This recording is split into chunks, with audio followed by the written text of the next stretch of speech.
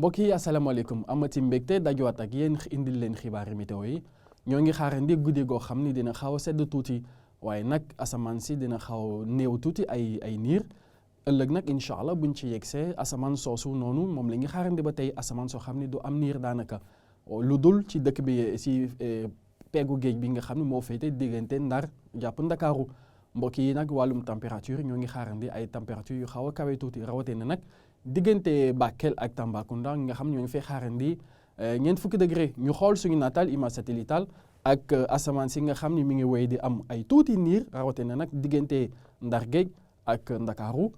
ngelaw li nga xam moo di alizé di wéy di ëpp suñu peegu géej bi ba tey ak ngelaw lu xam ne mi ngi jugee ba tey ci bët Saalum Mauritanie daal di dugg si ci réew mi àndaale tuuti tàngoor mbokk yi ñu xool suñu température li ko dal guddi gi jàpp suba incha allah ak ñaari fukki degré yi nga xam ni moo nar doon température bi gën a néew ci guddi gi ñu koy xaarandi diggante Mbour naka noonu jàpp Fatick waaye nag fi mu nar a gën a tàng guddi gi diggante Ndakaaru la jàpp Kaolack ndax foofu ñoo ngi fay xaarandi ñaari fukki degré ak juróom ñaari fukki degré ak benn jàpp ñaari fukki degré ak ñett si dëkk nga xam ñoo fere ci digg réew mi waaye naka noonu ci bët gànnaar réew mi ñaari fukki degré ak ñeent mooy température bi nga xam moom lañ nar a gën a nemmeeku ci guddi gi ndax foofu ñoo ngi koy seetlu ci penku ci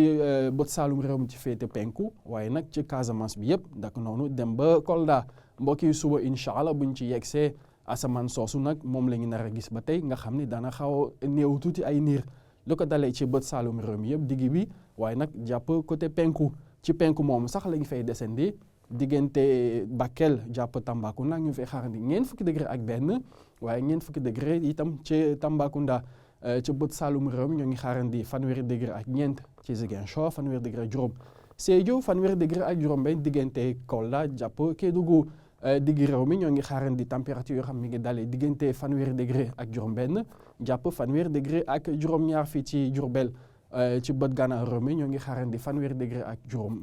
ci Ndar Géej waaye fanweeri degré ak juróom benn ci diggante Podor jàpp Linguère naka noonu ñëw ba ci Louga ak Thiès mbokk yi nag température bi gën a néew ci bëccëg bi ñoo ngi xaarandi ci Ndakaaru ndax ñoo ngi fay xaarandi fanweeri degré ak ñaar mbokk yi lii moo gënoon fës ci xibaar yi nga xam ne amoon nañu mbégte dégtal leen ko waaye nag xibaar yi mi ngi wéy di ami ba tey ci suñu xarale yi yees yi ñu leen ñaanal guddi jàmm ak salaam jërë ngeen jëf ba suba incha allah